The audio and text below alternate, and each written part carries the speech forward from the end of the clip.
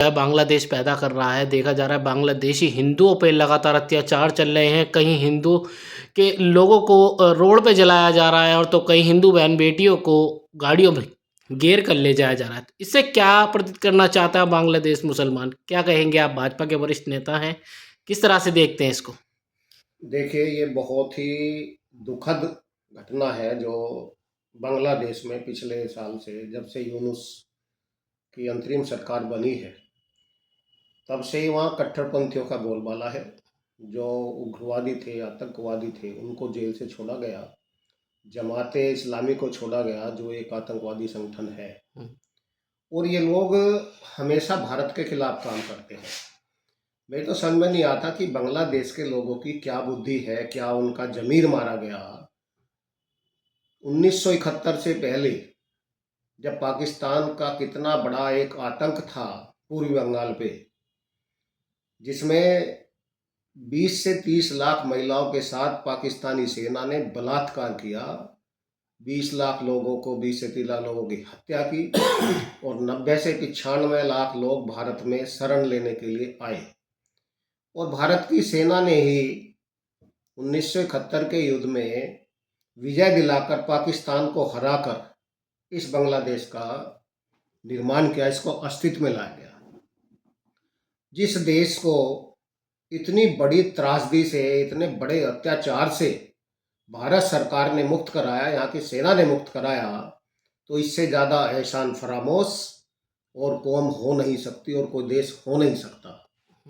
और इसको भारत सरकार को भी बड़े कहीं ना कहीं कठोर निर्णय लेने पड़ेंगे इसके प्रति। और जितने भी ये धर्म के नाम पर, जो मुस्लिम समाज ये धर्म के नाम पर इस तरह की कार्रवाई करता है, एक दिन इनको इसका खामियाजा भुगतना पड़ेगा, जैसा कि ये तय है। जैसे बात करें सर, बात करें जैसे क्रिकेट की तरफ लोग अब देख रहे हैं बहुत ज़्यादा, क्योंकि जब वॉर हुई थी, वॉर के टाइम भी ये हुआ था कि पाकिस्तान से वॉर है, पाकिस्तान ने हमारे निर्मल जो हिंदुस्तानी थे उनको मारा था घेर के, जिस तरह से आतंकवादी टेररिस्ट हमला किया गया था। पर ये अब जो बांग्लादेशी हिंदू हैं उनके साथ ही अत्याचार, क्या ये क्रिकेट पर असर डालेगा? क्रिकेट का क्या बांग्लादेश का भारत में आगमन होगा या इस पर रोक लगाई जाए? देखिए, क्रिकेट खेल एक अलग क्षेत्र है। हम्म, देश की राजनीति या देश का जो एक सिस्टम है, वो एक अपनी कूटनीति से और एक अंतर्राष्ट्रीय मानकों के हिसाब से देश अपना काम करता है। अभी चर्चा आई थी, भाई हम अपने देश में, चलो हमने पाकिस्तान को बैन किया, पाकिस्तान का तो सरकार प्रायोजित आतंकवाद है, उसने हमारे देश में चाहे पुलवामा हो, पहलगांव हो, इस तरह कितनी घटनाएं की और उसका जवाब भी उसको बड़े अच्छे तरीके से मिला। अभी लेटेस्ट आपने देखा किस तरह घुसकर उसके हवाई अड्डे और आतंकवादियों, सैकड़ों आतंकवादी को मारा गया। तो क्रिकेट उसके बाद भी अभी भारत पाकिस्तान भी खेला, क्योंकि वो ट्रायंगुलर मैच था, उसमें तीसरा देश श्रीलंका भी था। तो इसमें समस्या आती है कि अगर हम मैच छोड़ दें तो जो ट्रॉफी है, हम उससे स्वयं बाहर हो गए। और हमें ये भी मालूम है कि हम जिस प्रकार पाकिस्तान को, चाहे वो सीमा पर हो, जब भी वो आतंकवाद फैलाता है तो आतंकवाद के खिलाफ हम उसका मुंह तोड़ जवाब देते हैं, उसका इलाज करते हैं। और क्रिकेट के मैदान पर भी हम उसी प्रकार उसकी ठुकाई करते हैं, जैसे कि हम पाकिस्तान में जाकर वहाँ के आतंकवादियों को मारते हैं। तो बांग्लादेश को भी ये समझ लीजिए कि बांग्लादेश की टीम हो, इनको भी हम मैदान में भी मारेंगे सर अगर जैसे ये आएंगे।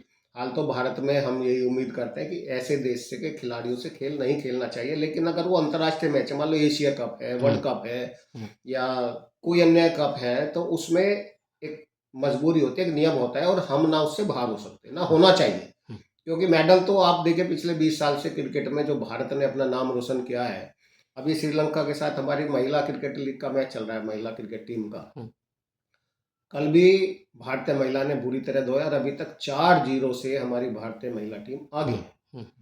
तो हमें तो पिटाई करनी है इन लोगों की, जो ये इस तरह के काम करते हैं, चाहे मैदान में करें या उनके देश में घुस के करें। सर जैसे देखा जाता है बांग्लादेश के पास अनुमान है पूरा कि इस तरह के कोई हथियार भी नहीं है जिससे वो वॉर लड़ सके, जैसे पाकिस्तान पे कुछ हथियार मौजूद थे। और बात करें तो जिस तरह से हिंदुस्तान के पास फाइटर वगैरह जिस तरह के विमान हैं, तो कैसे देखते हैं अगर बांग्लादेश अपनी हरकत से बाज नहीं आता है तो क्या वॉर देखने को मिलती है? देखिए, मैंने अभी एक बात कही थी हुँ, कि देश के राजनीति और देश, क्योंकि हम पूरे ग्लोबलाइजेशन वर्ल्ड में रहते हैं हुँ, और हर दुनिया की अपनी एक हर देश के एक अपने मानक है और हुँ, उसकी राजनीतिक सोच है और हुँ, जो मापदंड विश्व में बनाए हुए हैं उसके आधार पर ही सब देशों को चलना पड़ता है। ये गलत है कि बिल्कुल वहाँ जैसे हमारे हिंदू भाई मारे जा रहे हैं, हुँ, उसका इलाज यही है कि जो वहाँ से हमारे हिंदू भाई आना चाहें, हुँ, उनको भारत में लाके बसाया जाए और उनको हर प्रकार की सुविधा, उनका रोज़गार, उनको मकान, जो भी मतलब उनको बसाकर उनको फुल फैसिलिटी देकर उनको देश में बसाया जाए। और जो हमारे पूर्वोत्तर भारत में, आसाम में, बंगाल में और जितने घुसपैठिए बांग्लादेशी या आए हुए हैं, हुँ, इन लोगों को खदेड़ कर वहाँ उनको वापस पहुँचाया जाए। हुँ, क्योंकि 1947 में भारत से अलग होकर पाकिस्तान बना हुँ, और वो नफ़रत के आधार पर बना।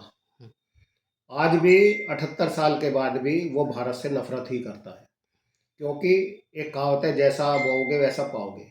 उन्होंने बोई नफ़रत है, तो हुँ, आज तक वो नफ़रत में ही जी रहे हैं। हुँ, और आप उसका देश का हाल देख लीजिए। हुँ, आज पाकिस्तान अपने आप भी, चाहे खैबर पख्तूनवा हो, बलूच हो, पाक ऑक्युपाइड कश्मीर हो, हुँ, अंदर पंजाब प्रांत हो, सब जगह सुलग रहा है। हुँ, और ये बहुत जल्दी ही विनाश के पूरे बारूद के ढेर पे खड़ा है और इसका विनाश तय है, हुँ, इसका टूटना तय है। हुँ, इसी प्रकार उसी पीड़ा से, उसी बदले की भावना या नफ़रत की जो उनके अंदर एक आग थी, वही आग आज पूर्वी पाकिस्तान यानी बांग्लादेश के अंदर भी है।